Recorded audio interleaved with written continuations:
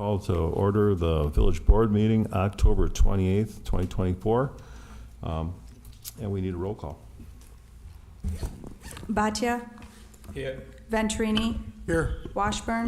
Here. Doxy. Here. Karas. Here. Anastasio. Here. DeGroot. He's here. So the next item on the agenda is the Pledge to Allegiance. If you'd all join us.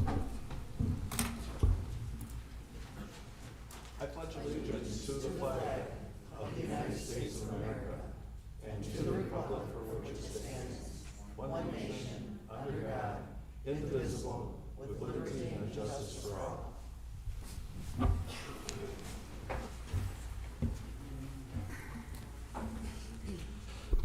So the next item is public comment, and I just want to make a distinction here because public comment is members of the public are welcome to provide comments on any matter. Please listen for the president to recognize you. State your name and address for the public record. Comments are limited to 3 minutes. And going through the basket of folks that are signed up, I think that most of you, if not all of you, are here for the public hearing on the subdivision. And so if you'd like to withhold your comments until we get to that part of the agenda, we'll certainly be willing to listen to you, because otherwise we'll have this public comment, and then we'll have the other public comment, and you'll be saying the same things twice, and it'll get all goofed up. So is there anybody here wishing to speak public comment on anything other than the zoning issue? Okay. Did you sign a public form? You're who? You're who? Oh, yeah. Jennifer?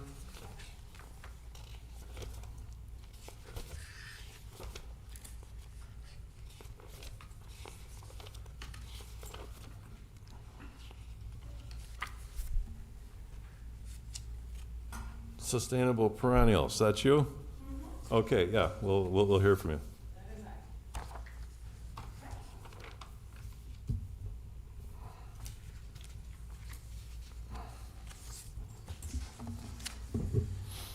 Good evening.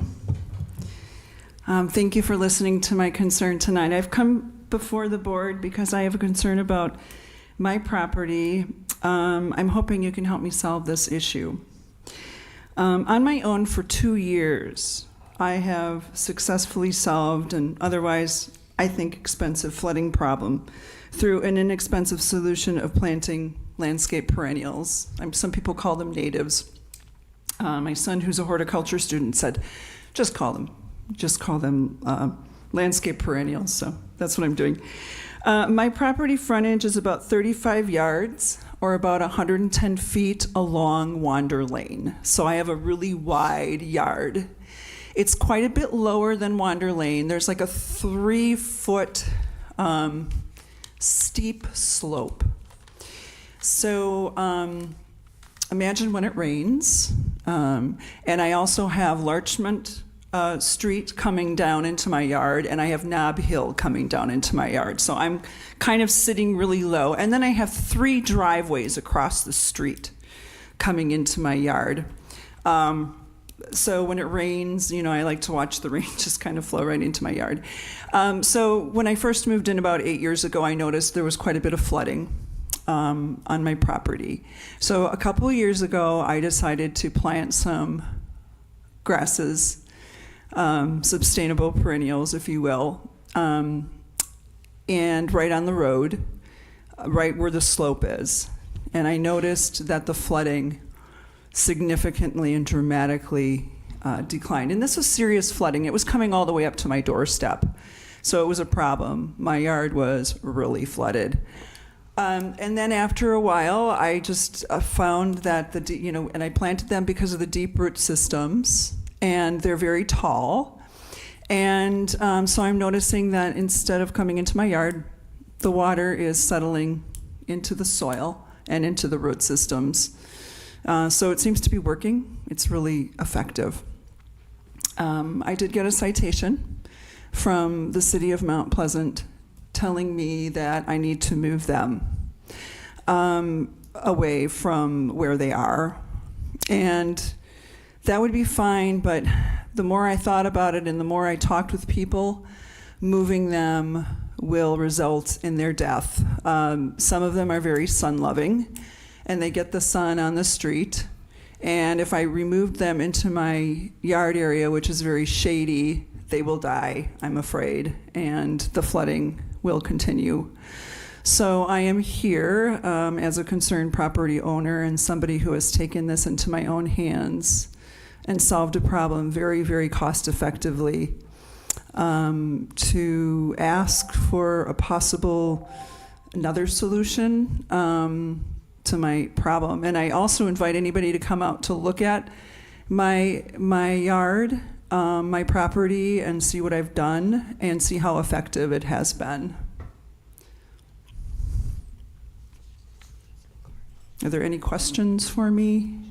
This is your time to speak. Did you want to No, have don't staff? have anything. Okay. I don't think she said her name and address. My address is, my name is Jennifer Wutt, W-U-T-T, and my address is 3216 Wander Lane. Duly noted. Okay, thank you. Yep.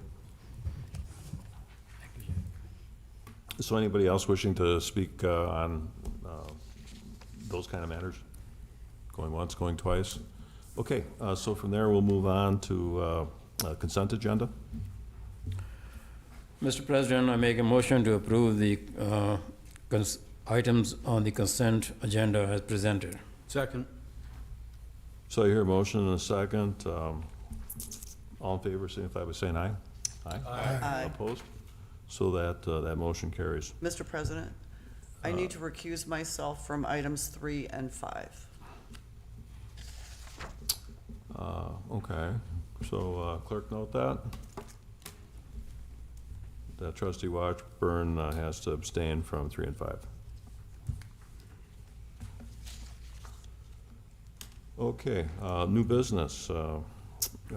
Item A is discussion and possible motion regarding the sanctuary at Pike River subdivision plat addition, PSP 24-1.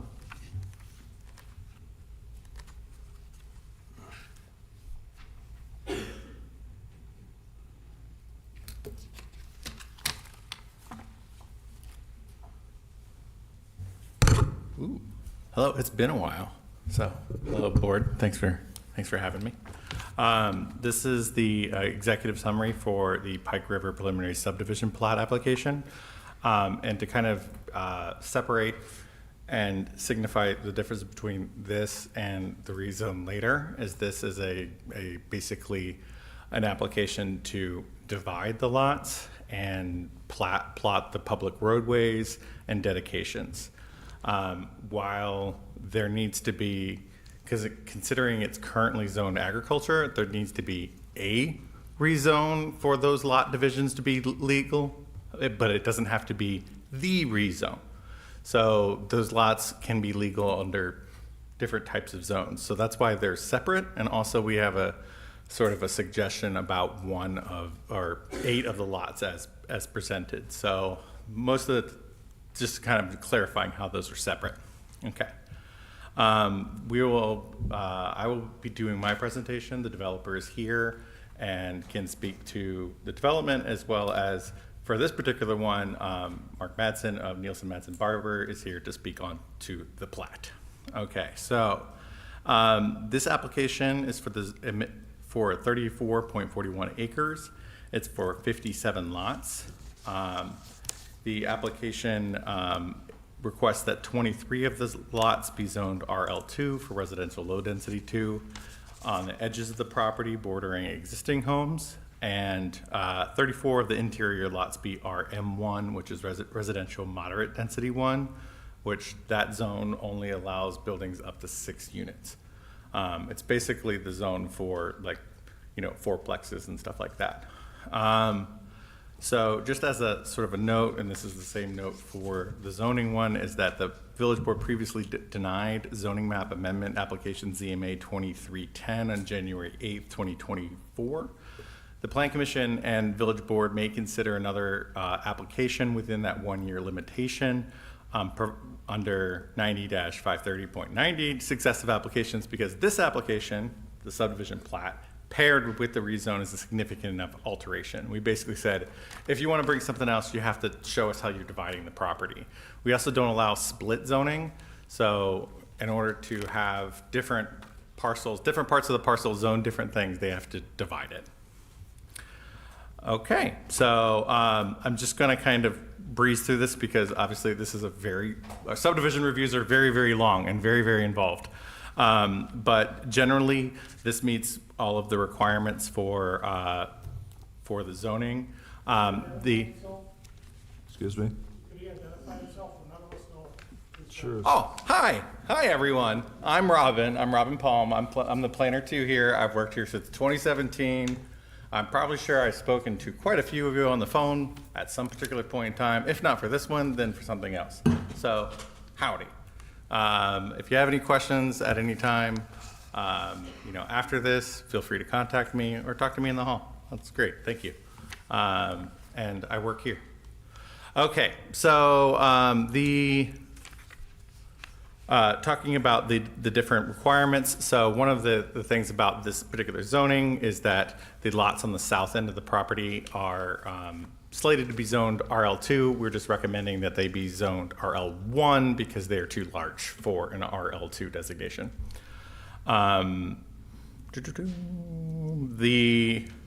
Basically, we've also done a fiscal analysis spreadsheet that's a part of your packet as well. Sam, the community development director, and I have been doing that for a couple years now, basically showing that, trying to see whether or not the future projected tax revenue of this development meets the village's obligations for future tax obligations. So the estimated taxable value per acre would be at 1.4 million. The whole total project in total would be estimated at 49 million, and the public to private ratio is 19:1. So 40:1 is the ideal target, but a lot of things come lower than that. The number that you guys are probably most concerned with is the public liability repayment. It's the number of years until the estimated taxes that we get are greater than the estimated infrastructure replacement costs. Basically, like, we're gonna have to pay the roads the second time. So we're gonna make sure that we have enough money to do that. That year is 1. So in 1 year, we'll get the amount of taxes that are required to repave those particular roads. And there are quite many of the roads in there. It's about a mile's worth of road and alleyways. They connect 5 points. There are stubs already off of Hillside, and it's called Little Prairie. There's like Little Timber and Short Valley, and I get them confused because they're almost like always right next to each other. But those stub into the property. By our ordinances and practice, we always basically say that those roads have to be continued. There are also connections out to Old Green Bay Road, right next to Station 8. Connections to Biscayne and to Braun Road. A potential connection to Brown Road on the eastern side of the property has been scuttled per this plat, and it's now labeled as an outlot. It's not wide enough to actually accommodate a road. The layout doesn't exactly meet the proposed roads layer of our accepted map. That's because that was for a prior subdivision that was basically applied and then denied many, many years ago. That layout doesn't quite match, but we have a process to determine whether or not it still meets all those requirements. It makes all those connections possible. It makes sense given the layout and the topography, yada, yada, yada. So this still works for those purposes. Additional staff considerations for the plat is that the map amendment and the subsequent development would support the village's goals reported through findings and the housing affordability analysis, which Sam does every year and posts on our website. Go Sam. He's received raves from RCEDC in the county about that. Including we need to increase the supply to address the village's low vacancy rates and increasing our available housing options. This application relates only to the split of the properties, but any future development on the property needs that rezoning. So the other thing is, as far as the connection, because it's next to the fire department, response times to Royal Oaks and the internal of that division would actually probably be lowered, because right now Royal Oaks is almost like on an island. You have to go all the way around to get to it. So this will connect through. All right. So the conditions that we've placed on the approval is that we need the homeowners association documents, that they should update the name from Little Valley to Little Prairie on one of the sheets. The zoning part that I mentioned about RL2 to RL1, we need the 20-foot vision triangles, and then we need to show public sidewalks along all public and private street frontages. And then we need to update the engineering plans to show public street lamps at the corner of intersections, and planted street trees. We also need to see those. So that is all of the sort of technical stuff about the plat. If you want, we can have the developer speak to the plat as well. That's to your pleasure, or unless you have a particular technical question that you need to ask me.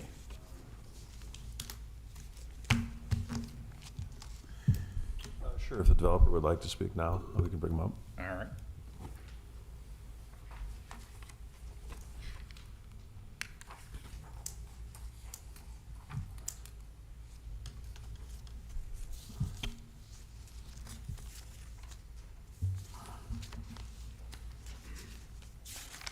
If you'd like to identify yourself for the record.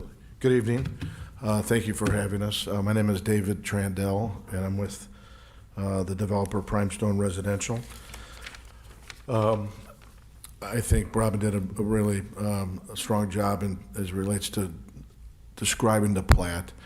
You know, it's a challenging site from the standpoint of there's a fair amount of water that we've got to contend with on the north side, and we felt the best solution after talking with various neighbors and the city and the village was to really make that an amenity. So I think when you look in a vacuum, it's kind of tough, but if coming off, for those of you who are neighbors of it, that you'll be more familiar with it, but it's a site across from a firehouse on Old Green Bay Road, and then it's effectively 34 acres of farmland interspersed between 3 residential subdivisions. So and looking at what it wants to be, we made some after some really good feedback from the neighbors, we've made some adjustments up on the eastern side and on the southern side to be more in tune with their neighborhoods. Those may be single-family homes, or kind of the market will kind of dictate that. And then in the center, then we've really focused on what the village has been, the comprehensive plan called for, which is really to get some increased density in the area. And one of the things that we really have been excited about with Mount Pleasant is, you've got a lot of really good people here. You've got a great workforce. You've got great job growth, and so we've in a business-friendly environment. So we feel like it's got a big, great community to do something, really special and create some housing stock that may not really exist as it stands today. So I'm happy to answer questions. If we have engineering questions, we do have Mark Madsen here, who's been in the area for a long, long time.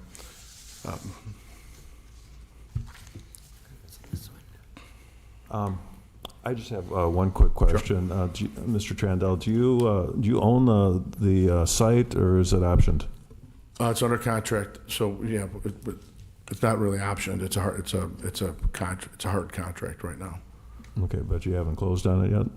No, it's contingent on approvals. Okay. I've just been thinking that instead of further discussing this, quite at this point, if it's all right with the board, if we just move to the public hearing part of this.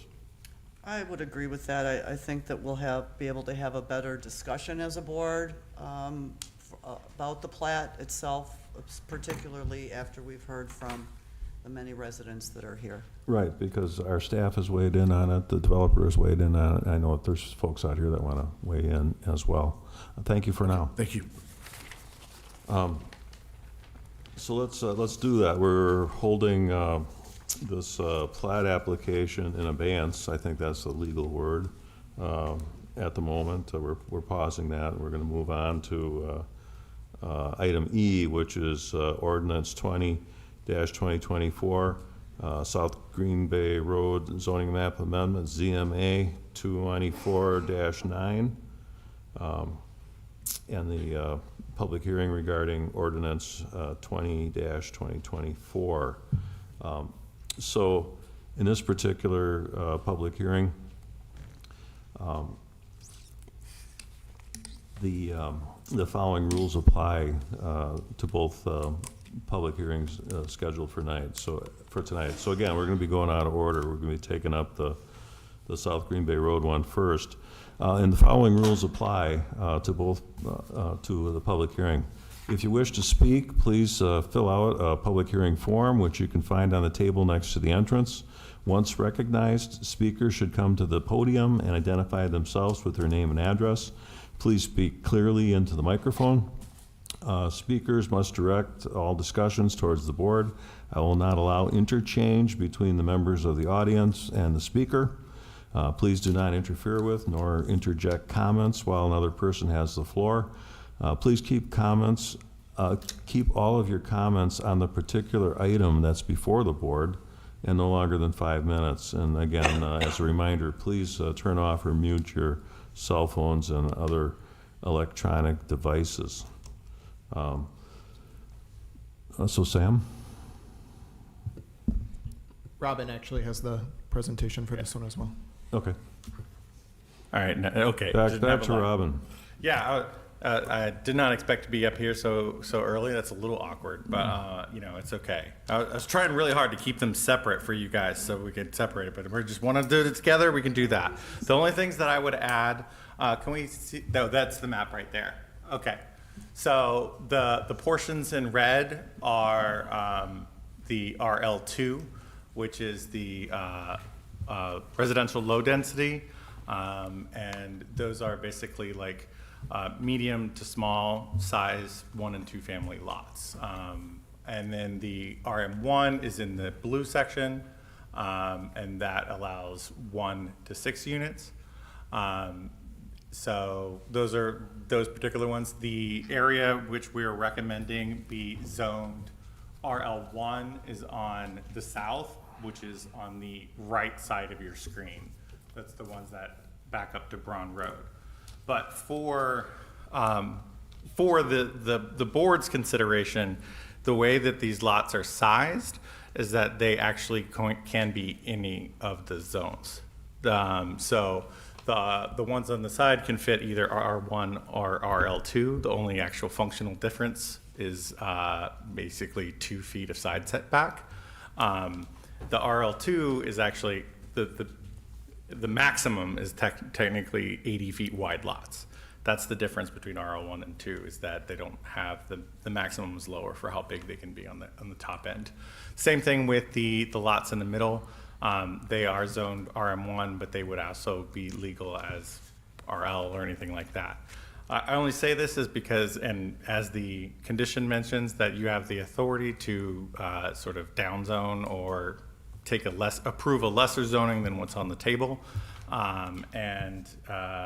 So that's what we're asking you to exercise on those 8 lots on the right, because that makes them fit. Any other questions? That's about it on zoning. We can also, then we can start the hearing, I suppose.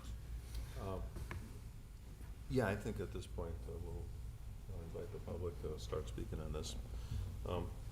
Thank you. Thank you for now. I've noticed that we've got about 13, I think, people signed up to speak. And as I mentioned, we give you 5 minutes each, but I'll also offer, if, everybody's, and again, with all deference to all of you here, it's your right to speak. However, if most of you are going to be coming up and kind of saying the same thing, if you want to designate somebody to speak on your behalf, I can, give that individual a good 15 minutes. Because if everybody speaks for 5 minutes, by my quick math, we're going to be here for a good hour and a half. So if anybody, is willing to have maybe somebody like Ann Zog speak on their behalf, let me know. You can raise your hand. If not, if you all want your whack at the cat here, I'll call you all up.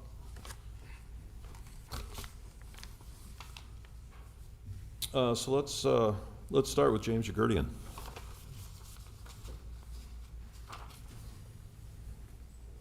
By the way, is John your brother? No. So, thank you, Mr. President. James Yogurchian, and I live at 3730 Greenbrook Lane. And I'll not take a whole 5 minutes because I really didn't prepare a speech. I just want to express my opposition.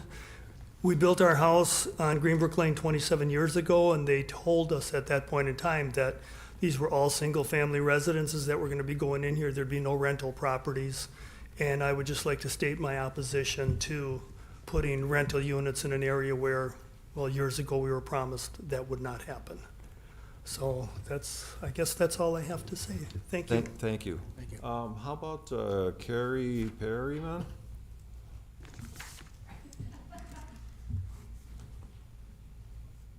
And then Ken Roach, you're on deck.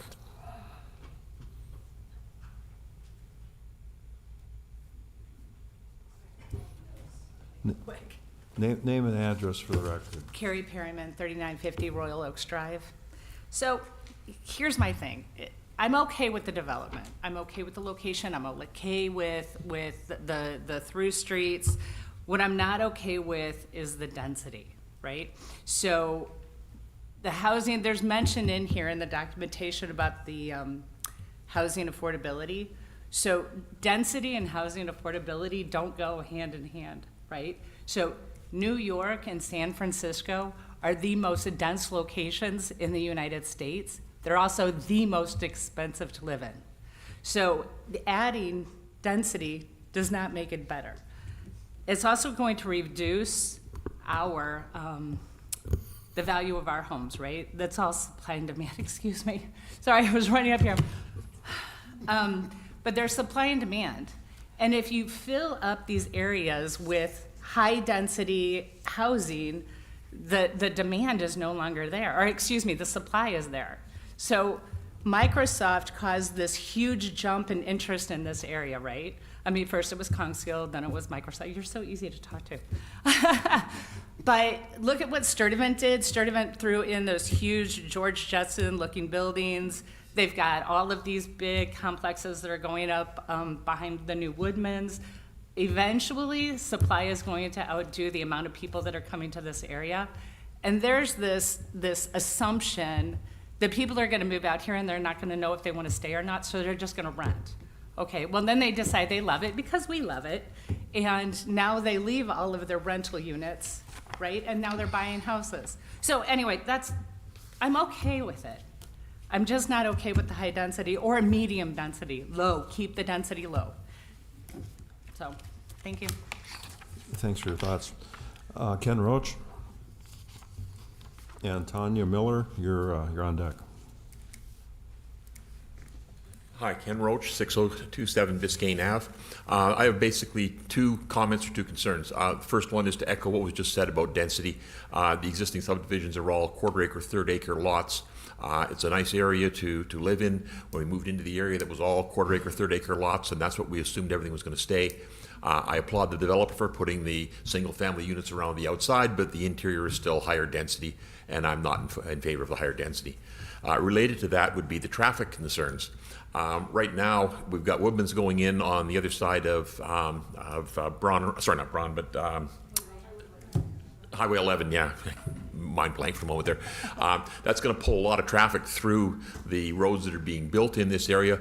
A lot of people are going to be coming through. Right now, you've got an uncontrolled intersection at Providence and I believe it's Regency Hills, and you're going to have that just running with people going through there. There's no stop sign, there's nothing to control traffic through there. You're going to have a lot of concern about safety in the area, people walking. It's a residential area. I walk my dog through there. I don't want to get run over in the process. So those are my concerns. Thank you. Thank you. Tanya Miller. Ann Zog, you're on deck.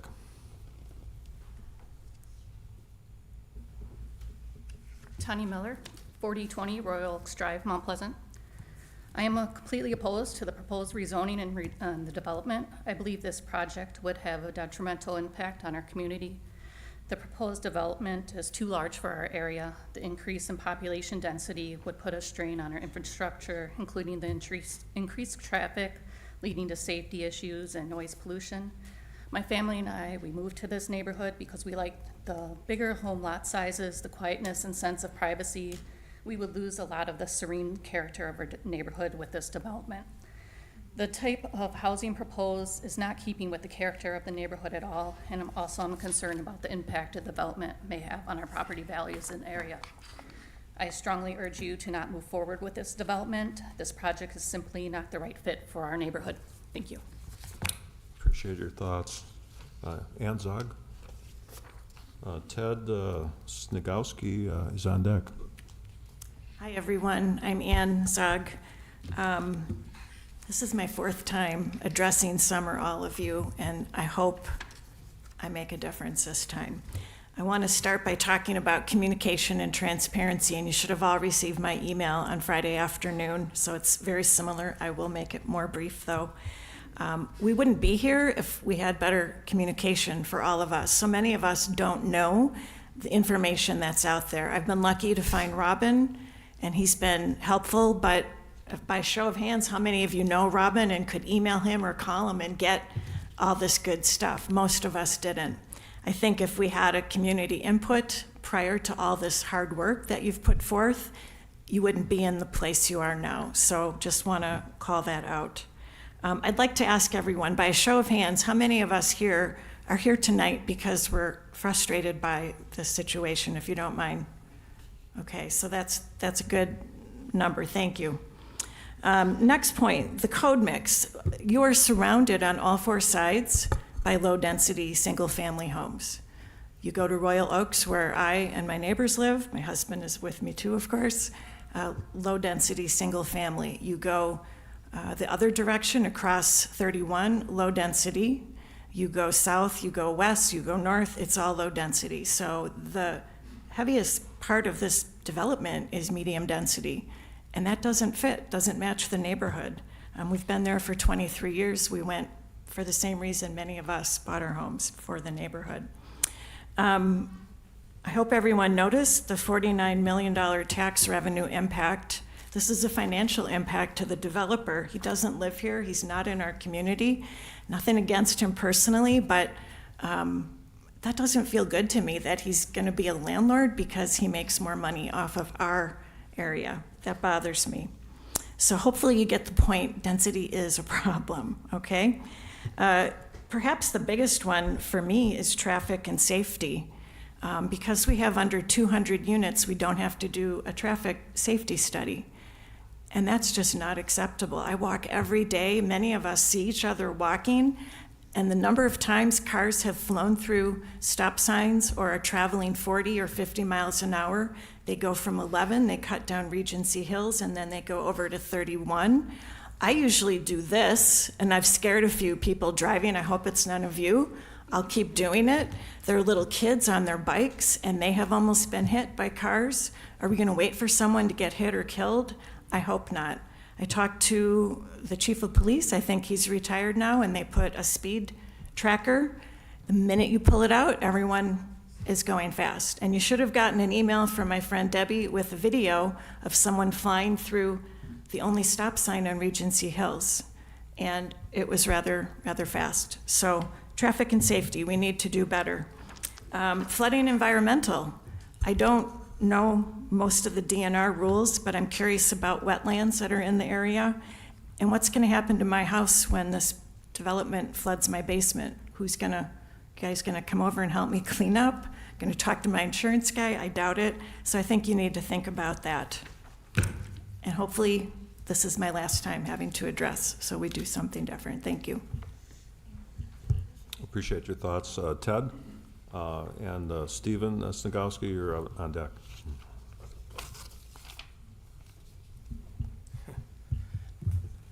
My name is Ted Snagowski, 3627 Providence Drive, and this is only my third time here, so.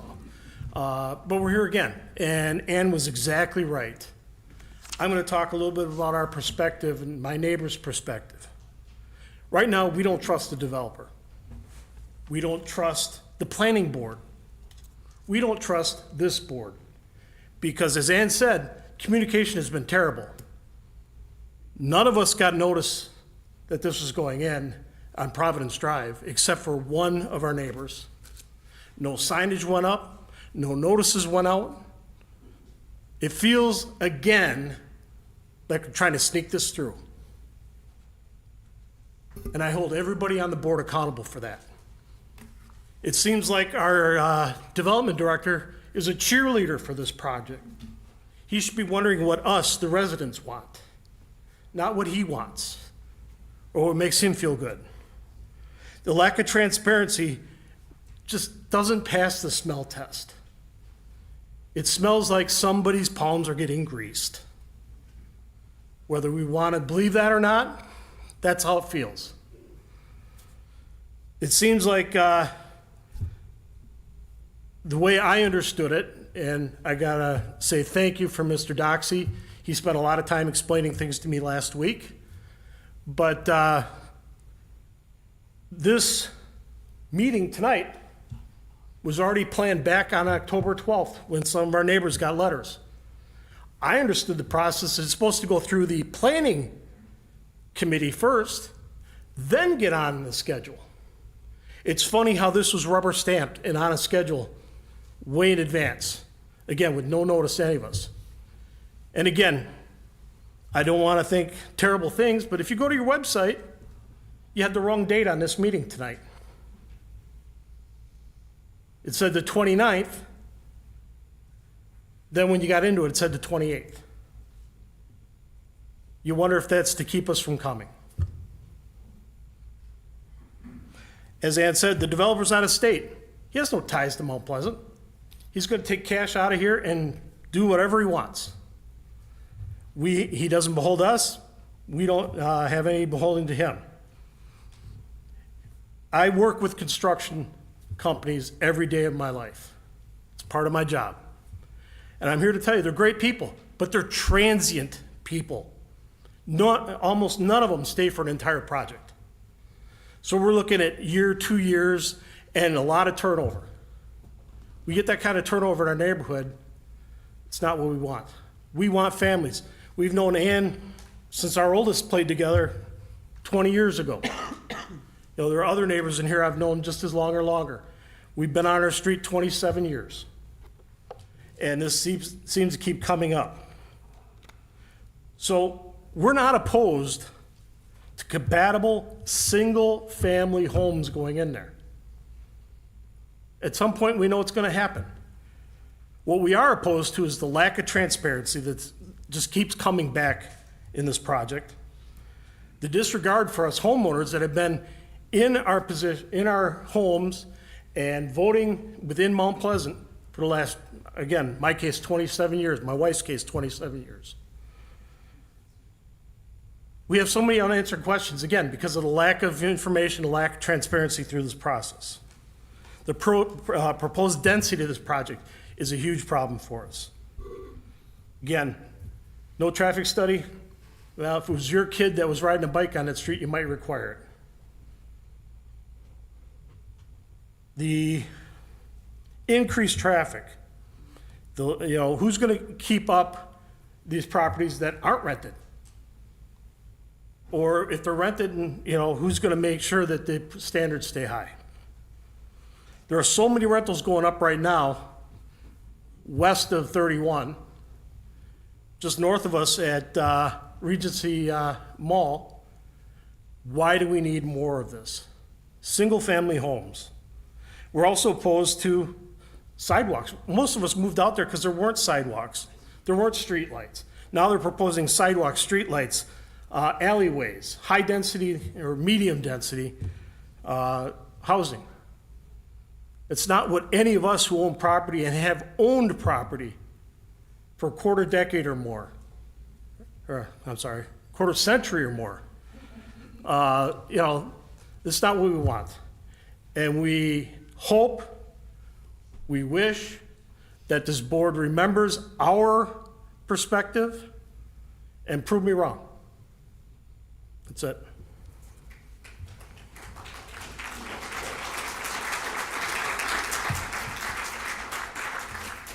Appreciate your thoughts, and hopefully we can get some of those questions answered tonight.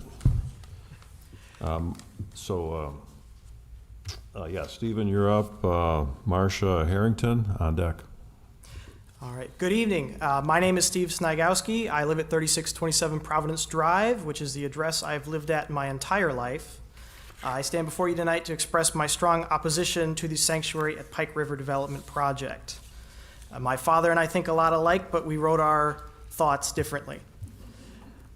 Our neighborhood has spent the last several years under a siege of construction.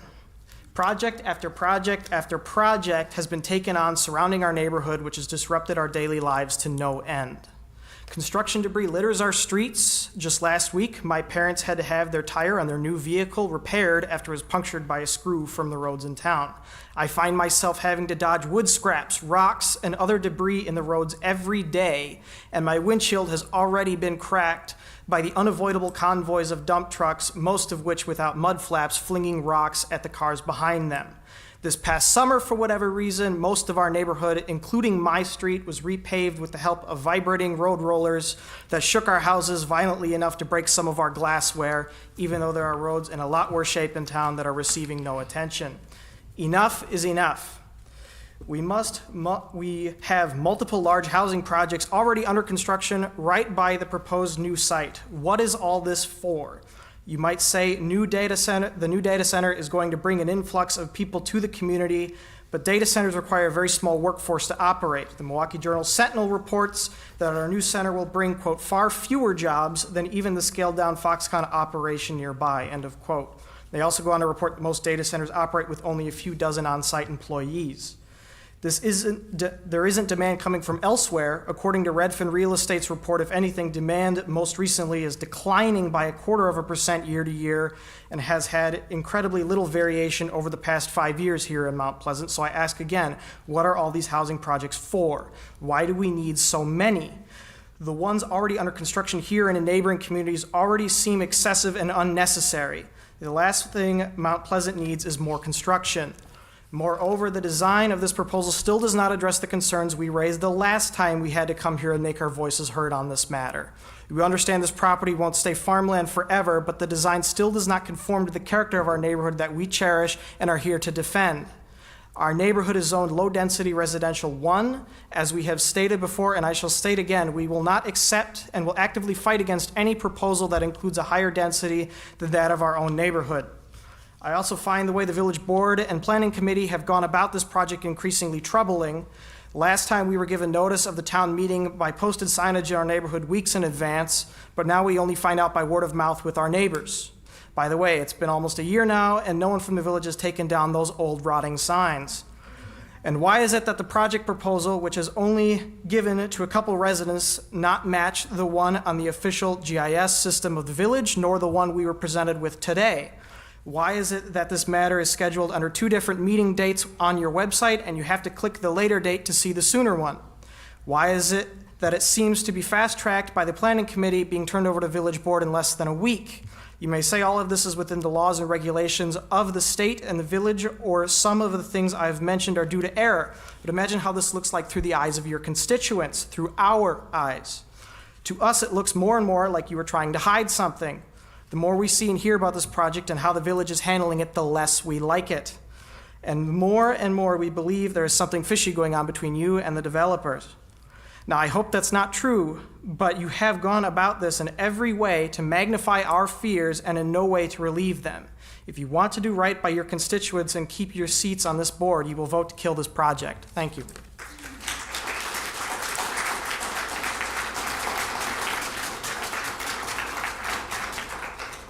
Marcia Harrington, John Heathcock on deck. Good evening. My name is Marcia Harrington, and I live at 3820 Royal Oaks Drive. I've been there for 22 years.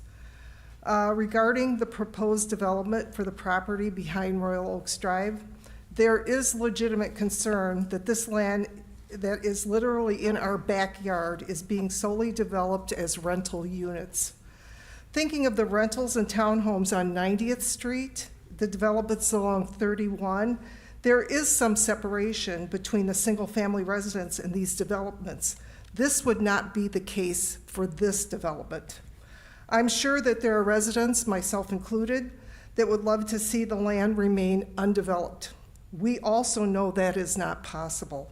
However, a continuation of single-family homes or even owner-occupied condos would be a better option. Our property values and the desirability of our homes will be greatly decreased with all rental units being built directly behind our single-family homes. As a long-term taxpayer in Mount Pleasant, it is our hope that you understand and value our concerns with regard to the approval of this project. We respectfully ask that you reconsider a better option. Thank you.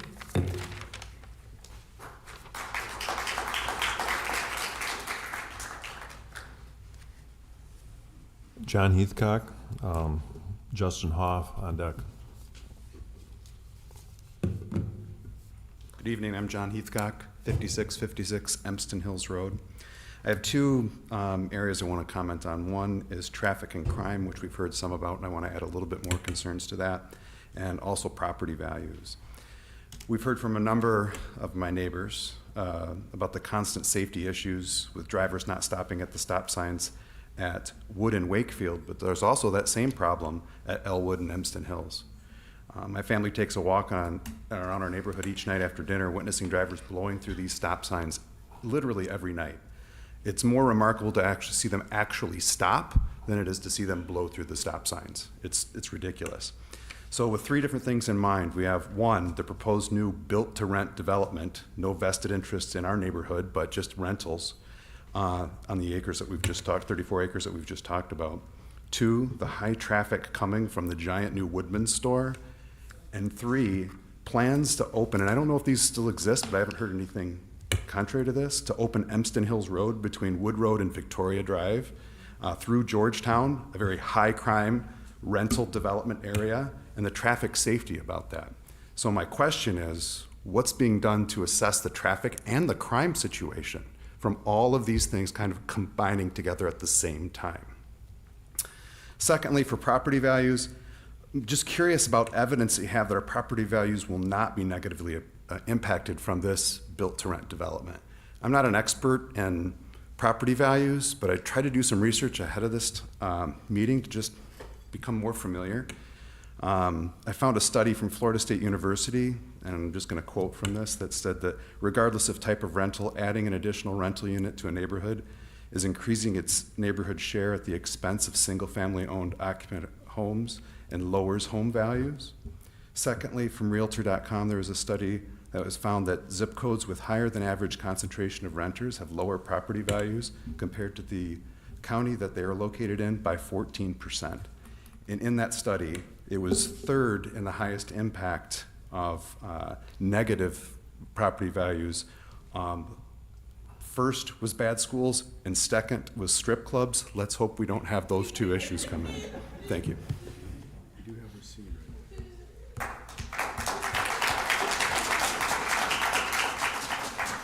Justin Hoff, Deborah Hickey, next. Hi, Justin Hoff, 5425 Wakefield Avenue. I'm currently up here with the help of my wife. At one point, this land was identified as a G106 label, a priority green infrastructure parcel. It was flagged as critical in acquired to restore prairies with trails and I'm sorry, I have a list here, so excuse me, but it was identified as a large portion of watershed being between 30 to 39% respectively towards this land. The whole parcel, as I said, was flagged as critical, which means that it was the watershed study that was done deemed it unable to build there at one point in time. I am trying to understand, let's see, that was back in 2013. This study was done and they could not build it there at that point in time, but I'm trying to understand why this had changed since then from what I've been understanding. I shouldn't have gone first. As far as these wetlands being so close to the drainage channel, I'm also very concerned about our retention ponds being so close to some of the houses. Obviously, some of the people that live there, it does not drain in that direction. Are they pumping it? I don't think so, because as this shows, the actually low spot is actually damn near right in the center there, excuse my language. And their retention pond is off to, in that red area there, that large area, if I'm still remembering that right. I don't understand how that can effectively work to make sure that people that are living down even further from that area are making sure their homes are not getting flooded due to the way all this drainage being impacted the roads and then all these other people's basements, and also the concern about it being declassified as a protected wetland. Thank you.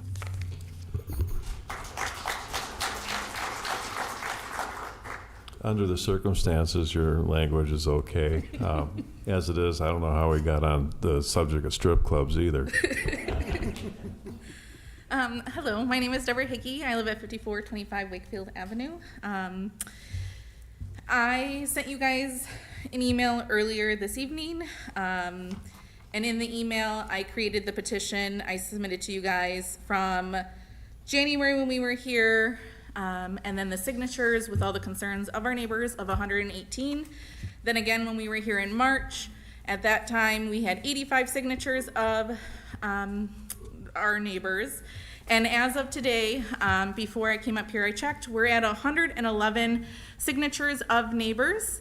I do want to point out that in January, when we met, we started to collect signatures in the month of December, so we took a whole month. This time it was only 3 days, and we're at 111 people. So I do want you to take in consideration of that. In addition to the email that I sent you a video of, as everyone keeps saying, about traffic and our concerns. And I want you to watch it at 1:10 to 1:13. And where I live on Wakefield and Regency Hills, we have a four-way stop. People don't believe in that four-way stop, and they just fly through all the time. And in that video, you just see the individuals speed up and don't even stop. I have a 4-year-old and a 3-year-old, and my biggest concern is that they don't listen to me and they go past that four-way stop. So the concerns that repeatedly of traffic, the increase of traffic, we continue to file complaints about traffic, and I feel like we are not being heard in regards to that.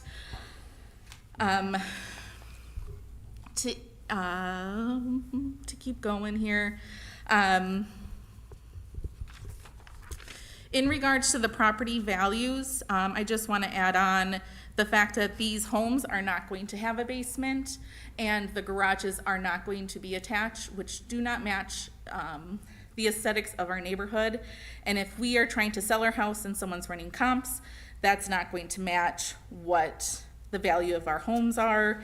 And again, this is high density, we have low density. This does not match. In addition to add on to the wetlands that my husband brought up, the fact that these homes, this land is constantly wet throughout the year. And these neighbors, once we start building on it, the existing homes are going to continuously have flooding in their basements. Who's going to support these neighbors with the flooding in their basement when it continues? And then 2, on Old Green Bay Road and the other older roads, those homes have wells, and what's going to happen if there's contamination to their wells? Who's going to support them in regards to that? In addition to these housing, I do want to bring up the fact that Mount Pleasant did a study in 2022, and since then, major projects have been changed. So for instance, with Microsoft, they have decreased the number of individuals that they will be hiring, and I feel like there is not the same boom of needing homes as there was previously when a study was done. In addition to the packet that I sent you, I included this document that we found, which my husband was talking about, the watershed, where this land was marked as critical, that it needed to be preserved as wetlands. And I think going back to 2013, I think the village should look at that, since that was supposed to be purchased and preserved, as to why that hasn't happened and has been repeatedly sold. In addition, into that email, I included a map visual for you as well, for the G106, for the green areas, and that plot of land is very green for the wetlands for that. So I do hope you take time to watch that video, read all the concerns for those neighbors on those petitions, and look at the history, and it hasn't changed. We're here, and we're hopefully don't have to come back again. Thank you. Appreciate your thoughts. Okay, so let's hear from Linda McClure and Chad McGraw on deck.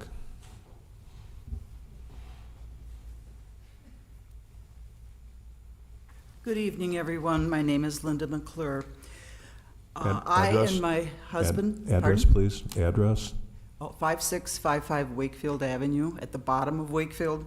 Thank you. So we have some concerns also about flooding. Many of the things that have already been addressed are also my concerns. My husband and we have lived in our home for over 27 years, and we vote in every election. And we are retired nurses, and so I have some of these more overarching concerns, but many have also spoken to this. I wish we could just plant trees instead of apartment buildings. The air pollution, and we have a lot of retirees and also young families with young children in our neighborhood. And as we all know, car exhaust and air pollution contributes to increases in asthma. My husband and I and my daughter have all been diagnosed with asthma. So this is a health concern, as well as the increased traffic and the noise. That is also a health issue. And the safety issue, the reckless driving, and they're speeding through red lights too. They go from 30 to 55 miles an hour when they go past 11 and 31. And people are on your butt, and people have become so reckless. And I don't want to see us to have a more concern for money than people. And also our property values. I mean, there's Microsoft, there's Four Seasons. I think we have enough housing. I just have to agree with some of the points that have been made. Thank you very much.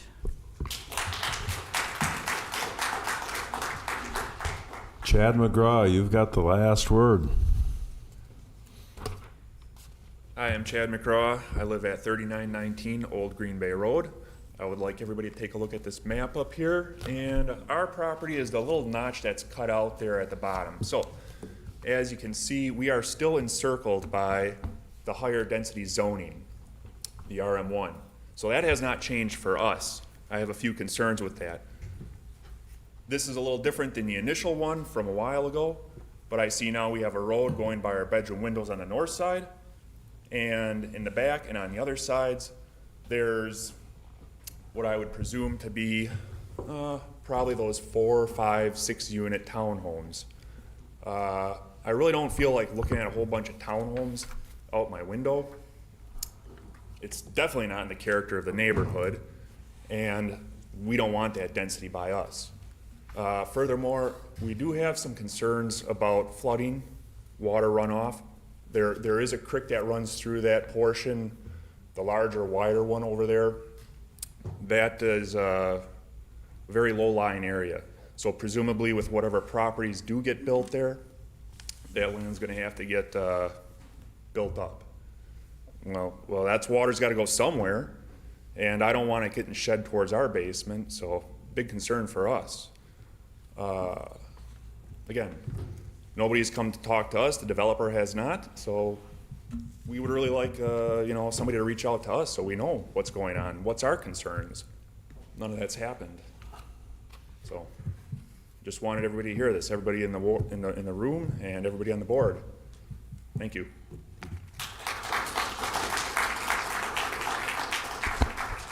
Regarding this item, is there anybody that still wanted to speak that hasn't signed up? I'll recognize you, but you gotta promise me to fill out your paperwork before you leave. Go ahead. Name and address.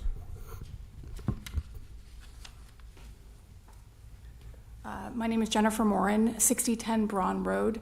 My property doesn't back up directly to this, but through the season, we've noticed that farmland has not been taken care of, and it has become very weedy.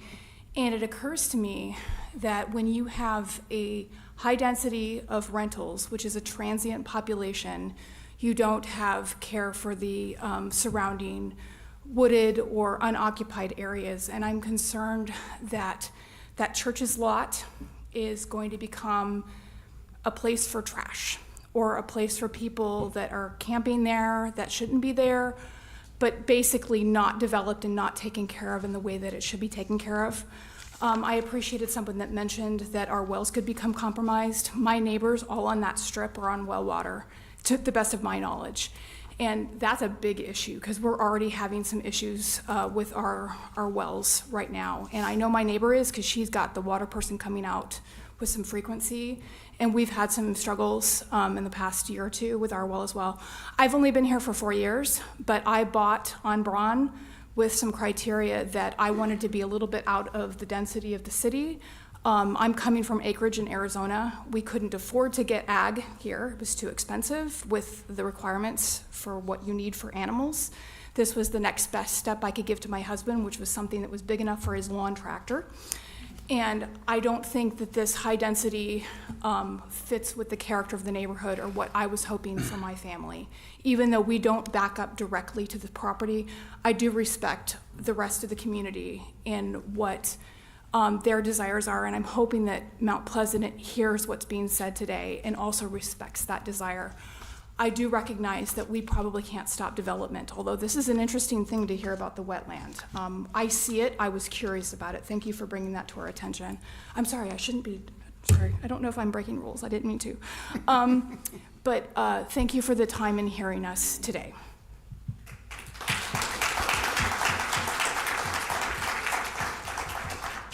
Jennifer, as a reminder, please do fill out your paperwork, then you can leave it with the clerk up here.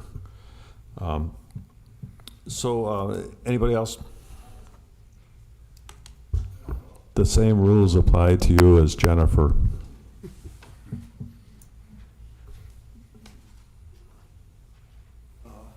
My name is Mark Miller. I'm at 5445 Wakefield Avenue, and I'm on that corner of Wood and Wakefield.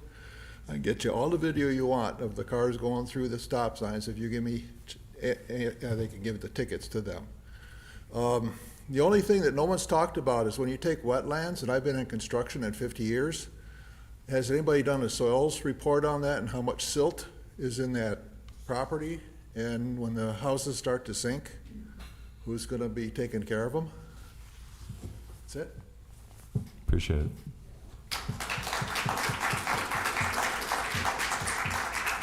Anybody else? Okay, not hearing from anybody else, then we'll close the public hearing. And so, since we kind of laid over the plat, we have to actually figure out what we're going to do with the plat before we deal with the zoning.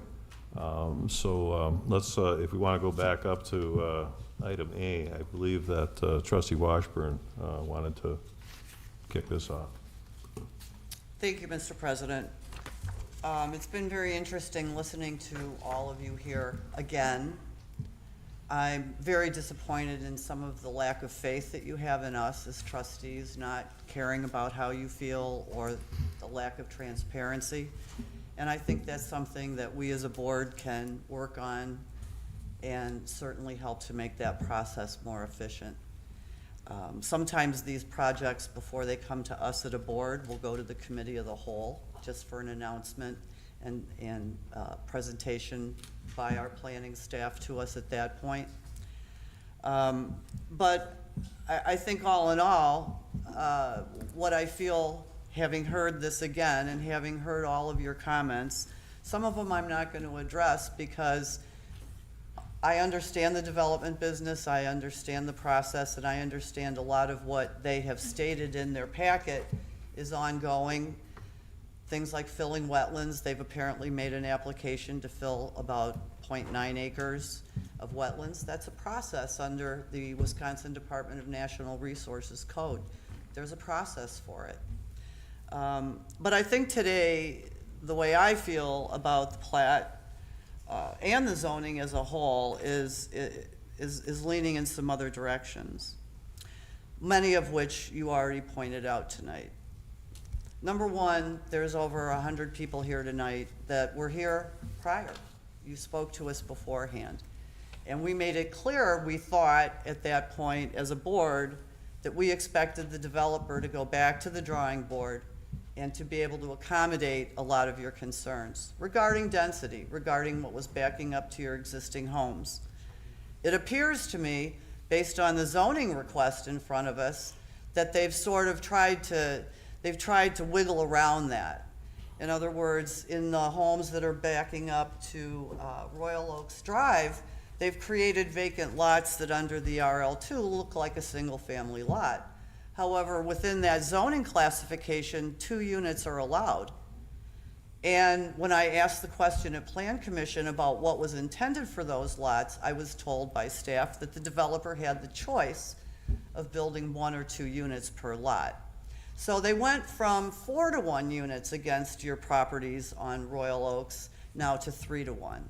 That's not acceptable. I don't think it's acceptable to you, and I know it's not acceptable to me. The other decision that we have to look at here is, in terms of a site like this, I don't care where it's located in the village, a community like this on platted lots without restrictive covenants is never going to get back past my watch. This property needs to have restrictive covenants along with it that not only talk about the stormwater maintenance of the pond, but also how all of the units and all of the buildings are going to be maintained over time through some kind of an association. There's got to be some kind of uniformity in the way they're going to be maintained because each one of these lots can be sold off individually. And so that point was brought up by someone in your group as well. The fact that there needs to be continuity and care over time. For the first 5 years, it won't matter, will it? It'll all look great. It's all brand new. The other thing that was presented to us at the Plan Commission, and maybe I should have been stronger at the Plan Commission, and I apologize to those of you in this room that I let down because of that. The other thing that was noted in the Plan Commission was the fact that this was going to be modeled after their current project, the sanctuary located in Summers. I don't know if any of you have driven by that. I've driven by it for the last 6 months watching it be constructed. And every time I drove by it as it came up, I said, well, I'm glad it's in Summers because there's no way this will ever work in Mount Pleasant. And in fact, in the letter that the developer wrote to us and that was included in our packets, I assume if you got a complete packet, it was in yours, it says that Primestone is particularly interested in Mount Pleasant, given the lack of new housing stock in the immediate area, relative to the new high-paying jobs, superior income growth, business-friendly government, and strategic location. So by virtue of having said that, Primestone, we wonder why you didn't take that into account when you created your site plan. When you created this model, this is not a model that deserves to go in the village of Mount Pleasant that has high-paying jobs, superior income growth, and strategic location and friendly business community. So in that regard, I'm very disappointed again and very unhappy. They make note in here as well about a park plan. In other words, as part of Regency Hills Ad 2, there was a park dedicated, and the village owns that land, James Turek Park. It states clearly in our summary that we as a village board, we have the right to make a decision to take that park and take that dedication. We haven't studied James Turek Park. We have done nothing in terms of planning it. It was a dedication. At the time Regency Hills was platted, there had to be parkland dedications as part of the planning process at that time. Excuse me, I think that in addition, the other thing that bothers me about the preliminary plat is the fact that we as a board or as a plan commission in this village get no architectural review of that. The architectural review of their buildings starts with the building permit process. The drawings that were submitted as part of our packet, which are drawings from the sanctuary in Summers, those drawings are not acceptable. Having a beige building next to a light blue building is not architectural control. Having the same building and the same building and the same building and the same building in a line, in a row, is not architectural control. And I think we as a plan commission and as a board need to have a bigger input and say in that. So in that regard, I just feel there is absolutely very little merit to the preliminary plat. I find it to be not acceptable for all the reasons that were stated by the residents as well as the ones that I have just stated. I don't think that it has substantially changed in any way, and certainly not enough to satisfy the hundreds plus people that are here in this room. And so therefore, I would be willing to make a motion to deny the preliminary plat, the sanctuary at Pike River subdivision, application PSP 24-1. Second. So I hear a motion and a second. Any of the other trustees want to weigh in, or if Nancy, you wanted to add your comments now or later? Go ahead, Andrew. So first off, and this is for everybody out here, guys, this is a process. It's a grinding process to go through this development. It's not pretty and it's not perfect, but nothing is done to hide anything from anybody.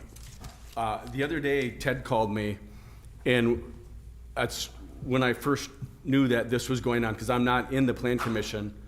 I'm in Public Works, which I'm going to talk about some stop signs with Public Works that I hear that we need out there. But I went and looked at it, and Ted sent me some information that he pulled off, and it was pretty much immediately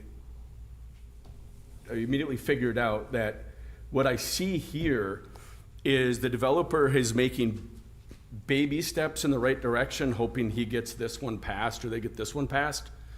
And it wasn't a big enough step for me, just like it wasn't for Nancy. And I knew immediately after our phone call, Ted, that how I was gonna vote on this as well. So, but I want you guys to know, there were some accusations out there that were trying to sneak this by. And everything else that was said, I agree with completely.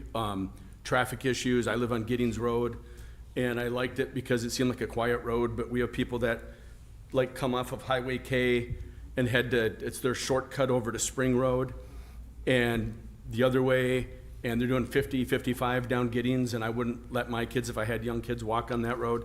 I don't like walking the dogs on that road. Used to run on it, I won't do that anymore. So I completely get what you're worried about traffic-wise. Understand that.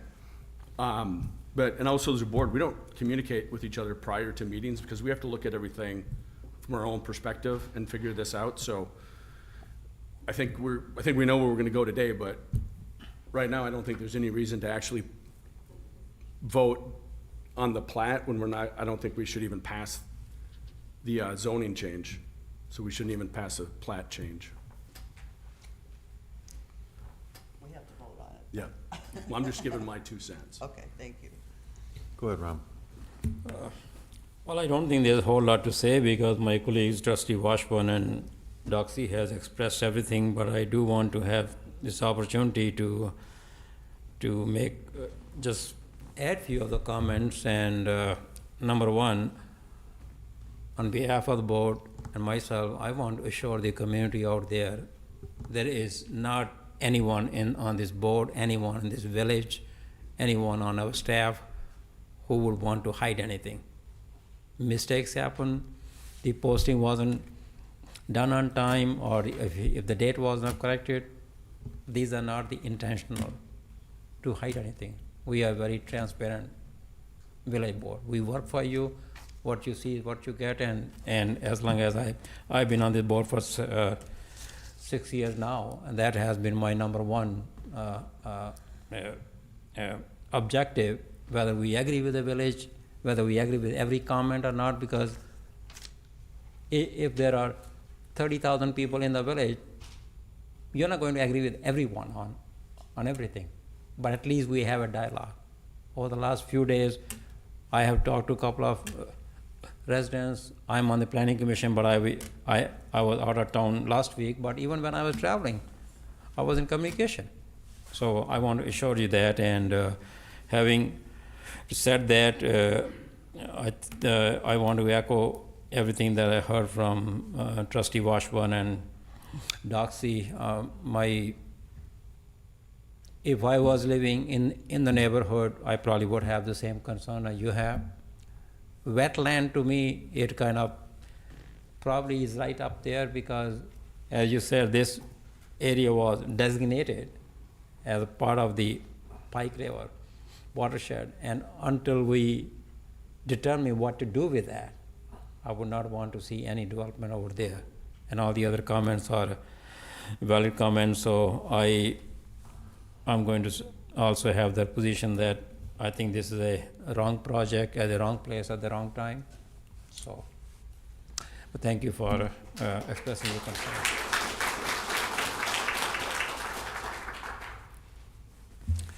At this point, again, echoing everything that everybody said, I wrote down pros and cons, and there's one maybe in my pro column, and that is that there is a need for some housing in our area. That is somewhat of a fact. Maybe not what the developer is proposing here. But then in my cons column, the rentals, the property value, your property values, the traffic. Andrew, I can say the exact same thing. And with my neighborhood, again, the road that I live on, Rosemary Lane, is a thoroughfare off of Emerson, and I've got 3 grandkids that live across the street, and I'm finding myself as a trustee in shouting matches with neighbors. I'm like, well, that's not a very good move. So, the possible crime, increasing crime in the wetlands as well. So again, everything that's been said here, I echo. We do not, or we cannot talk with each other and do any planning and try to get things through. We can't do that legally, and we don't do that. This is a very well-respected board. We work great together with the staff, and we do listen, and I think you're going to find that tonight. I just have a couple comments. I appreciate that so many of you have come out and have spoken about your concerns, and I agree with Ram that I think if I lived in the neighborhood, I might have the same concerns. However, I do want to speak a little bit on the other side, that we had a zoning redo several years ago where our zoning ordinances were changed, and part of that change was to allow more density and allow 2 families, 2 units on a lot, and that was intentional. That was to create more of a variety of housing options for people, a variety of affordability price, potentials. And another thing that was done during that zoning ordinance change was to require sidewalks. And personally, I've lived in both, and I like the sidewalks because, sure, it's nice to have a country feel, but look at all of you talk about you're afraid to walk or to take your dog for a walk or let your kids ride their big wheels. Well, I don't know if they have big wheels anymore, but... Do they still make big wheels? But, there is something nice about having a sidewalk. It definitely contributes to safety and to walkability, and streetlights and some of those things. So I do want to defend the zoning changes in general for the village. I think that from the concerns that I hear from all of you and from knowing, I mean, I've driven in here, I rode by the one in Summers, I do my due diligence driving around, and I think that this is probably still too dense, even though they did make the accommodation of changing it along Royal Oaks Drive and, a parallel there. I still think it's too dense when you look at these, like the ones in Summers that have 4 or 6 units all in one building. I don't think it's appropriate either. So I will be voting against it, although I do in the future expect to be voting for something that is more dense than our traditional single family. If you are interested in the environment, then you know that using up as much land as we do for single family homes is not really the most environmentally responsible thing to do. So I think that we have to be open to some new ideas too. Do you have anything, Dave? Yeah, just real quick. As a new trustee, and it's very interesting. I've been to very few meetings so far, taking over, but I've never seen the volume of people come out to something, and I really applaud you guys for banding together, getting together.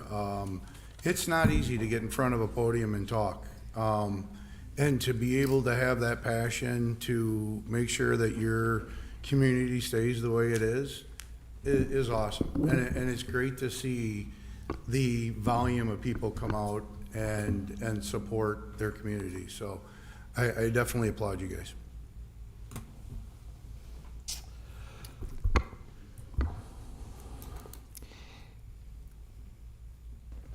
We always follow a process, and I'm very proud of the process that we follow. By ordinance, there are certain ways that we have to do things, and one of the more complicated ones is the whole realm of subdivisions, rezoning, and all of that goes with it. And once that's done, there's the final site plan. And all of the other things that are of a concern here in terms of, how do you deal with the stormwater? Once you've taken, bare land that the water used to soak in, and now you have all this development, how do you move it? Where does it, go to? You got wetlands in the middle of something, how are those mitigated?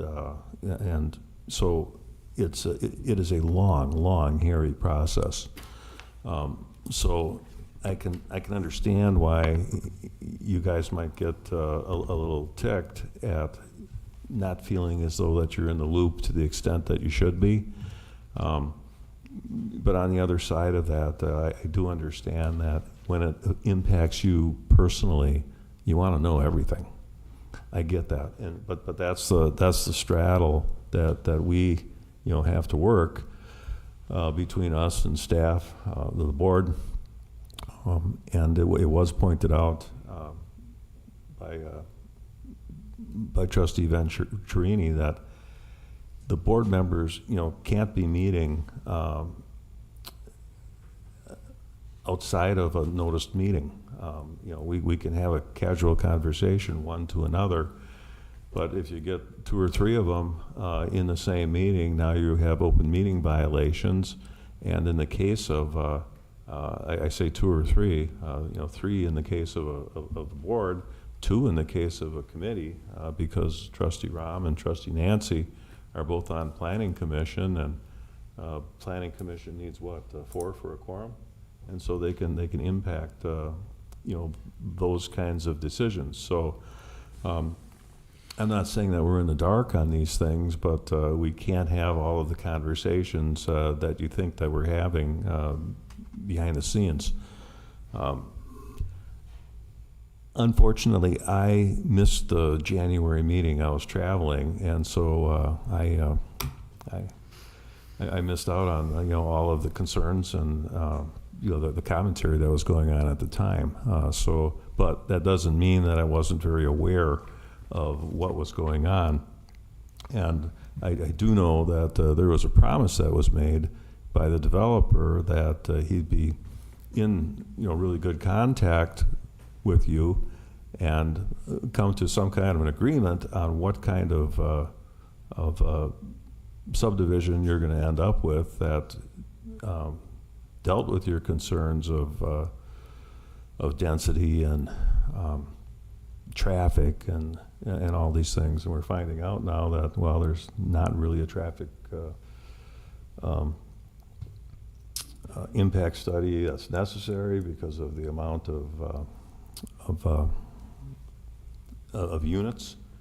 And again, all that does is, bring more questions into your head of, we know that there's going to be traffic, how is it going to be dealt with? So when I, think back to the promises that were made, and I look at the plat as I'm seeing it, to me it just looks awfully squished together for the site that it's going on to. I don't, I've heard from Trustee Washburn, there's no landscaping plan, so we don't know what kind of hit or miss is going to happen that way. As designed, you would think that there'd be some kind of landscape control, architectural control, and I'm not seeing it. So, from my standpoint, I really don't think that the developer has met the burden that he had promised to you in the neighborhood. And again, we have to, everybody's heard the term, NIMBY, not in my backyard. But there's got to be some give and take. And I haven't seen enough given on the developer's part. So I don't feel a need to approve this either. So with that in mind, excuse me. Just to be clear, you're about to call for the vote? Yes. For everybody in the room, and especially those voting, a yes vote is a vote to deny, because the motion was to deny, just so we're clear. Thank you. So if you're voting aye, that means you're saying no. Okay, roll call vote. Bhatia, Aye. Venturini, Aye. Washburn, Aye. Doxy, Aye. Karas, Aye. Anastasio, Aye. DeGroot. Aye, motion carries.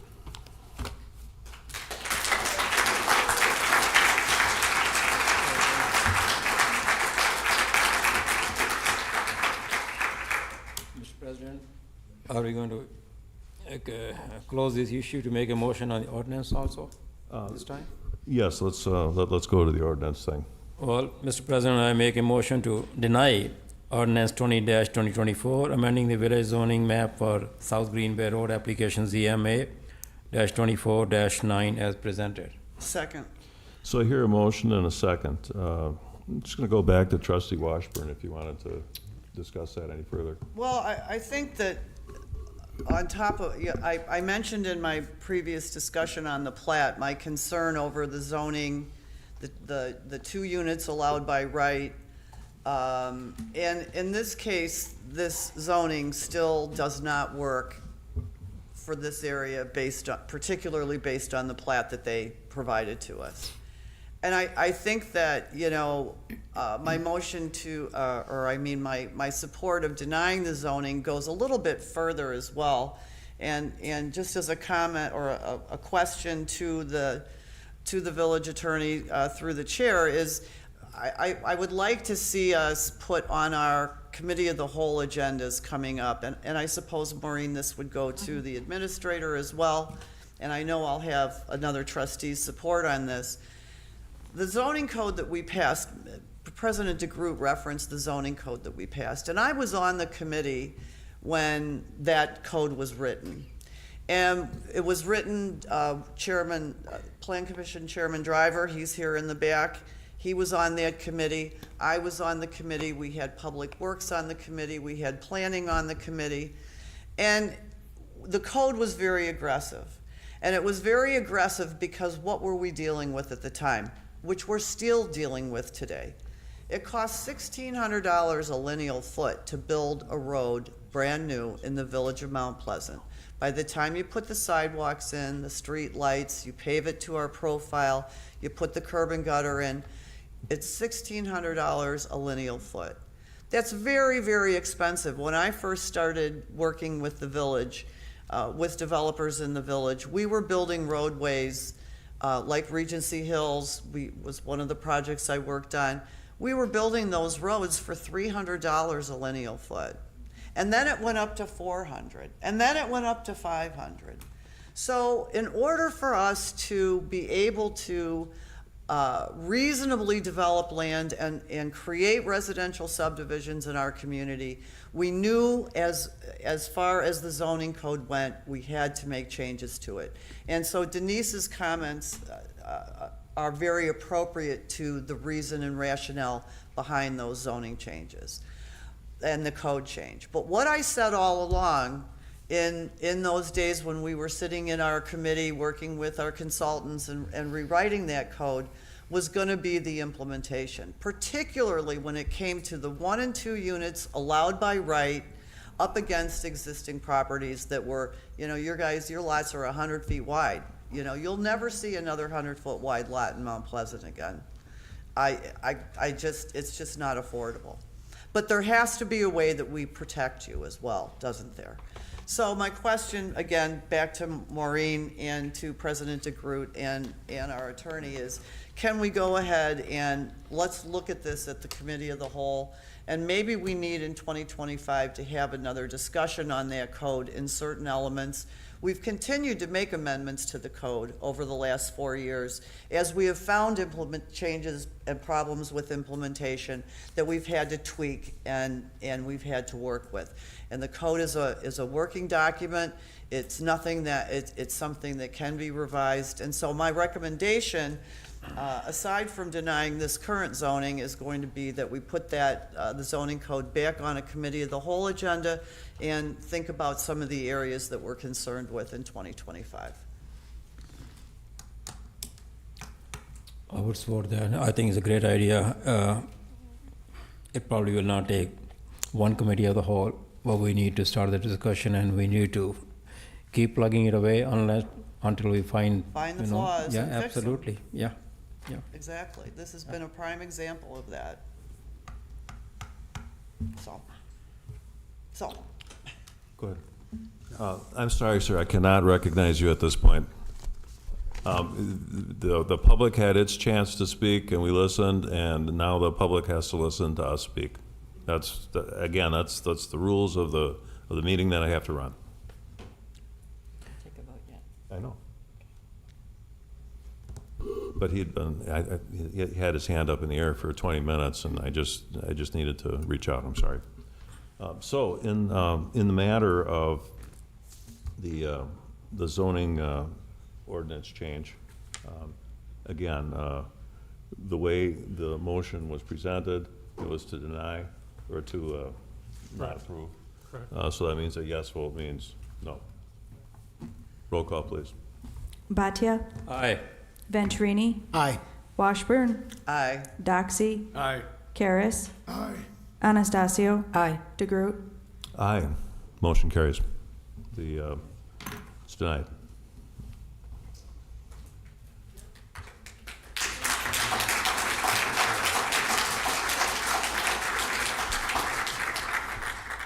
So again, I just want to thank the neighborhood for coming out, voicing their concerns. So we're done with that.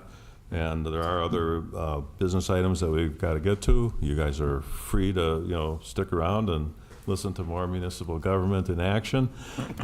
If not, I'm just going to recess us for a couple of minutes so you folks can clear out.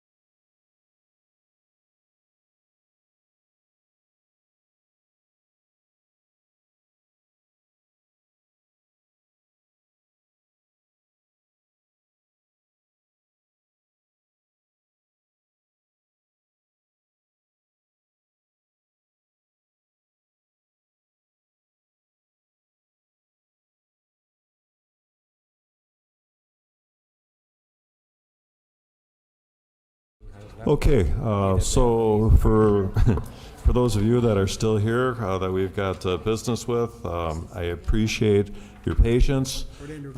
There was no real good way to do this, because, usually we do the plats and the CSMs and all that before we deal with the public meetings.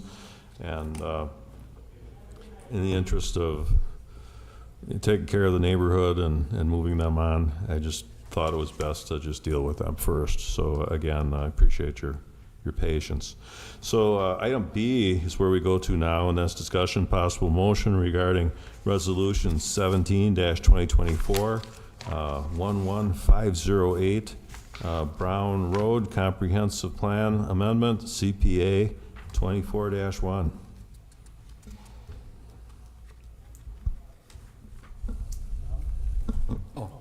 Motion first? Yeah. Mr. President, I make a motion to approve Resolution 17-2024, 11508, Brown Road Comprehensive Plan Amendment. Second. So I hear a motion and second. Can we hear from planning? Sure. Mr. President, trustees, the applicant applied to amend the village as part of the transportation element of the multi-jurisdictional comp plan for a proposed roadway extension of International Drive from Durand Avenue to Braun Road. The applicant wishes to remove the proposed extension to support a phase of the Microsoft Data Center project within Area 2 of TID 5. Additionally, the village staff wish to use this opportunity to clean up the proposed roadway layer of the comprehensive plan to show roads which the village has since built, remove the layer from the village of Sturtevant, and to generally reflect the updated roadway environment in the western portion of the village. The village board held a public hearing on this amendment on October 14th. No person spoke in favor or against the amendment during the public hearing. I'll save you all from running through the individual applications because I did so individually in front of the public hearing, but they're all in your packet represented graphically about the changes to the proposed roadways layer. Both the Plan Commission and the village staff recommend that you move to approve this comprehensive plan amendment. This is something we discussed at Cal meeting a couple weeks back, didn't we? It was actually at Village Board. It was where we had the public hearing, but no actual vote for it. So one of those rare occurrences where you guys have a standalone public hearing. Okay. And that's due to the comprehensive plan amendment process where it goes to Plan Commission, then a public hearing, then Plan Commission again, and then back to Village Board. So we're at the final step here. Simple roadway changes and comprehensive plan roadway alignment revisions to satisfy Microsoft site plan. I think it's a pretty easy one. Yeah, but the process is kind of a long and winding road to be Process for removing land use roads. plan amendments is very long and winding, so they're the tougher ones. Okay, so any other comments from, okay. That's why we want to vote it and remove that winding road. So we'll call the vote regarding Resolution 17-2024. Roll call, please. Bhatia, Aye. Venturini, Aye. Washburn, Aye. Doxy, Aye. Karas, Aye. Anastasio, Aye. DeGroot, Aye, motion carries. Item C, discussion possible motion regarding the settlement at Hoods Creek Addition Number 5 preliminary subdivision plat application, which is a PSP 24-2. Mr. President, I make a motion to approve settlement at Hoods Creek Addition 5 preliminary subdivision plat. Second. Your motion and a second. Mr. Schultz. The applicant applied to create 66 lots. This plat finishes the settlement at Hoods Creek subdivision extending westwards from the current terminus and then southwards towards Giddings Road. Majority of the land is currently zoned AG2. However, the property owner would apply to amend the zoning map to RL1 for each final platting phase stemming from this preliminary plat. The application follows land use elements in the multi-jurisdictional comp plan, which identifies a trail across the northern portion of the property along Hoods Creek. However, that pathway is part of a larger restoration effort along the creek corridor and not required at this time. It also identifies an environmental corridor area within the northern portion of the site as open space lands for preservation. This plat avoids disturbing the corridor except for a small portion of Lot 137. Deputy Public Works Director Lindsay Weber confirmed via an on-site investigation that the vegetation within Lot 137 was mostly ash trees and buckthorn. Thus, the Plan Commission and the village staff were fine with the minor disturbance of the environmental corridor. The applicant intends to dedicate the remainder of the environmental corridor in that northernmost outlot to the village, which is on our Parks and Open Space Plan as public lands to be acquired by the village. Generally, the plat meets our Chapter 74 standards, which are for subdividing property, as well as our Chapter 90 standards for zoning. The fiscal analysis shows a revenue to cost ratio of 2-to-1, a revenue and a public or private to public ratio of 9-to-1, and we estimate that the development would pay back its public liability within 21 years. 40 is the maximum. The village staff and the Plan Commission recommend the conditions described within the endnotes. Within the packet that you have there, providing us the final recordable homeowners association documents before they record them, and then amending some shoreline zoning and block numbers, as well as finalizing their civil engineering before they submit their final subdivision plat. With that, I can answer any questions on this one. Are there any? Where are they getting their water? Question, Attorney Smith. It is coming from the city of Racine via a large main that the applicant actually installed to bring water service area. This area was tapped out, and the applicant installed about a $400,000 regional water main a couple years ago to bring water to this area, and the city finally approved and acknowledged that extension recently. So we can move forward with this plat. You might say they got around to it. They got around to it, yep. Isn't that the water, that water is not coming from Spring Street, right, Sam? It crosses generally, Yep. yes, Yeah, but and then you it do goes with- up through a with that subdivision airport, and yeah. then some private Yeah. property, and then west along a short stretch of Yeah. Giddings Road, and then connects in to the main at Settlement at Hoods Creek. And so, which used to be served via Caledonia Water and is now served via Racine Water. One question, it says that it'll be opening toward Giddings Road. How far west? Do you know offhand, or do you have a map? The plat should have the full It'll be length of extreme it. west, my guess is it'll be It's extreme closer to west. Fancher. Yeah, it's fairly Yeah, close. Old Fancher. Yeah, to Fancher. So. Yeah, that's what my guess, but I didn't see any, okay. Is it a gravel road right now where it comes back into Giddings? Okay, because you'll see it, Ram, as you drive west on Giddings. Would there be, because Settlement at Hoods Creek right now has only one opening and it's got the sign, so now there will be two exit Correct. and entries. Actually, 3 in the long term. There's 2 connections to Giddings, and then you'll notice at the far northwest corner of this plat, there is lands identified for the future 90th Street extension. That is a long way away, like a 2050 plan, as 90th Street would head north of its current, go through a large amount of undeveloped property throughout the village, eventually cross the Hoods Creek and connect up into K in Caledonia.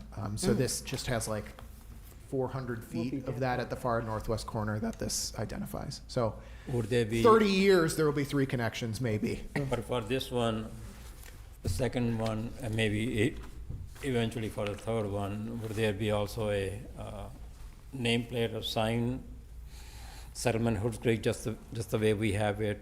Because I live in the Hoods Creek, so. Oh, that's up to the developer. We have signage that they have to I apply know. for. That's a staff thing. It's not required, but they can do it if they want. And I believe we have the HOA meeting here this week, so people will probably be asking about that, so. I was saying. Jeff can Okay. answer that question. That's up to him. You just need to apply for a sign permit if so. Mhm. You're not ready to go there yet, right? Okay. I could ask a bunch of questions too, but in the interest of time, I'll defer to anybody else. Just a reminder that this is non-TIF lots, so the minute they're built, they come on the tax roll. That's always a benefit in our subdivisions today. the ones that are not located in tax incremental districts. Okay, so just a reminder to the board, the rules and the meaning for this motion are, if you vote yes, you're saying yes. I am glad you pointed that out before, though. That can be tricky. That can go bad, yeah. Okay, so in the matter of the Hoods Creek preliminary subdivision plat application, roll call, please. Bhatia. Aye. Venturini. Aye. Washburn. Aye. Doxy. Aye. Karas. Aye. Anastasio. Aye. DeGroot. Aye, motion carries.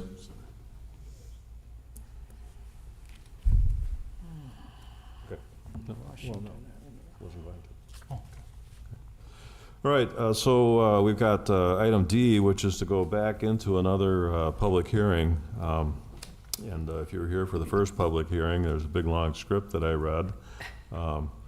If there's nobody here to speak for or against it, I'm going to dispense with the big, long introduction and open that public hearing for ordinance 19-2, 2024, proposed zoning map amendment related to the 10460 Washington Avenue. Back to Mr. Schultz. The applicants applied for a potential future owner who has the land under contract to amend the zoning map from C4, which is general industrial, to C2, which is neighborhood business, for just over 2 acres on the corner of Washington and Renaissance. Application is concurrent with the site plan SP 2419, which plans to relocate Urban Trend Salon Spa in their newly constructed building and rebrand it Beauty and Soul Salon and Wellness. 5,000 square feet would be used for the salon, and another 3,400 square feet would be used for future tenant space. The use is permitted in the C4 zone, but the applicants are proposing a less intense use and would like to get away from the requirement to build a 2-story structure, which the C4 zoning district requires. The Plan Commission approved that site plan 2419 at the Plan Commission meeting. This application is consistent with the multi-jurisdictional comp plan, and neither the bike plan nor the Parks and Open Space plan contain any recommendations for the property. Generally, the property or the application coincides with most of the village's zoning regulations within Chapter 90. You can see the fiscal analysis in there for the project, which provides a revenue to cost ratio of 4:1 and a private to public ratio of 8:1. For additional considerations in staff's opinion, down zones, a zoning map amendment from a higher intensity to a lower intensity is not something that we should undertake frequently and should be carefully considered. State law actually requires for down zones in residential properties that you pass it with a 2/3 majority and not just a simple majority when you're going down in intensity. This along Washington Avenue should go to highest and best use, so we viewed this application with a little bit of skepticism. However, this was some land that we inherited from the village of Sturtevant as part of a long-term land swap, and when we inherited it, kind of just blanketly got zoned a business park, which eventually converted to what we now call C4 for general industrial. Obviously, the zoning for these front outlots doesn't really have to match the back large industrial building. So it's one of those circumstances where we are fine with the down zone to C4, or to C2 from C4. You also have a fair amount of discretion here for the zoning change. The staff and the Plan Commission don't have any conditions for this other than the zoning would be conditional on the approval of SP 2419, which the Plan Commission approved last week. Are you the applicant? Yes. By process of elimination, I was figuring you were either the applicant or you were just an interested member of the public that enjoys watching their local government, their municipality in action. Did you wish to add anything to Mr. Schultz, or you okay with his summation? I gotta mic you up then. Mr. President, if I may add to your comment, I thought he might be here because he doesn't like who's playing on Monday Night Football. My name's Tom Mortel. I'm with Keller Incorporated, representing Beauty and Salon, the Future Beauty and Salon. I want to say that, working with Robin and Sam in particular, going through these things, you guys have been, Nancy had some great things to say about this business owner. She's been a small business owner for 15 some years. She's now growing. She wants to own her own place. The zoning going from C2 is building from the highway perfectly. It doesn't need to be 2 stories. And I think if you can see from the plan that was approved last week, it's a good looking building. I think it'll be great for Mount Pleasant.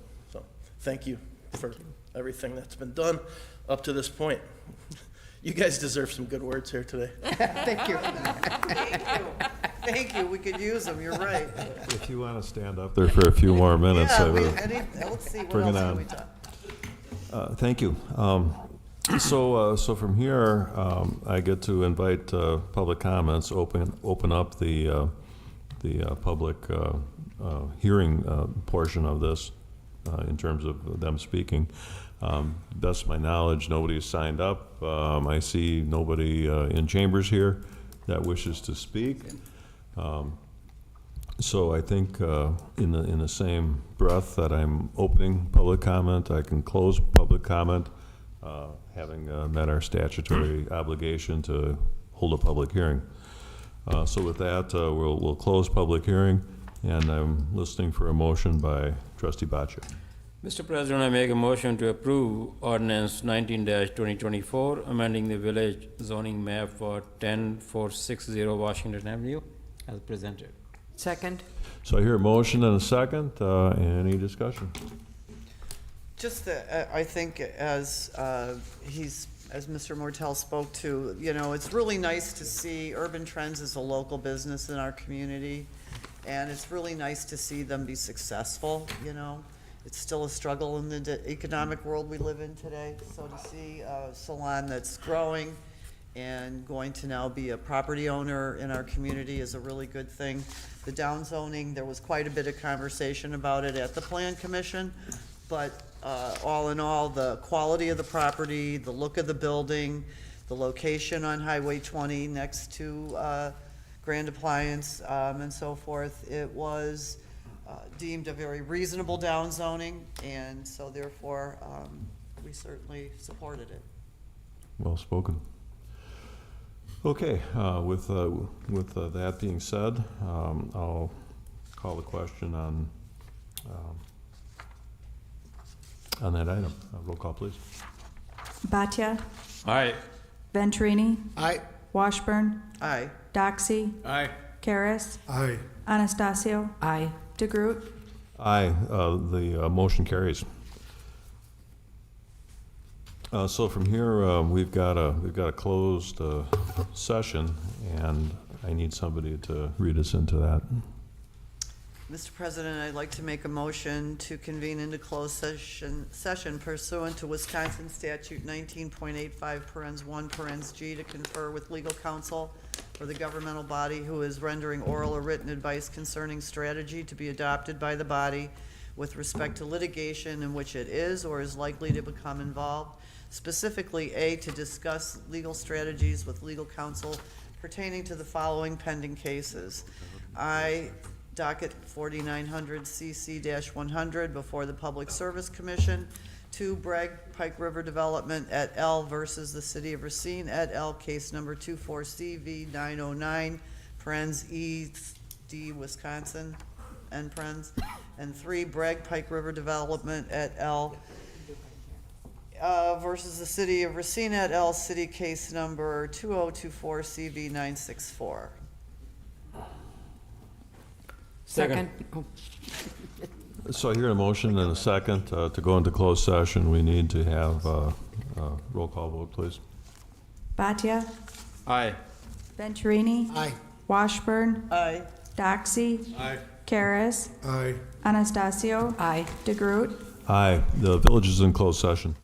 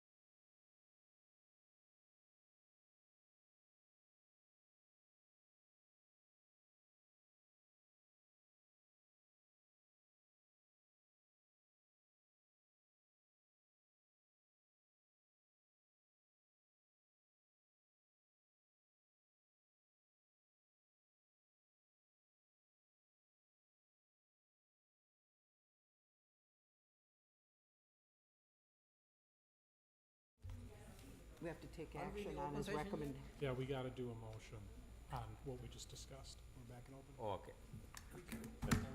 Yes, yes. Okay, so we're back in open session, and can I hear a motion from trustee Anastasio? Mr. President, I make a motion to direct the village attorney to take the appropriate actions to dismiss any outstanding court or administrative claims against the city of Racine related to the extension and connection of water mains within the village to the city of Racine water system. Second. So I hear a motion and a second. Roll call, please. Bhatia, Aye. Venturini, Aye. Washburn, Aye. Doxy, Aye. Karas, Aye. Anastasio, Aye. DeGroot. Aye, motion carries. One last motion. Now I make a motion to adjourn. Second. We're all in favor, signify by saying aye. Aye. We stand adjourned. Thank you very much, everybody.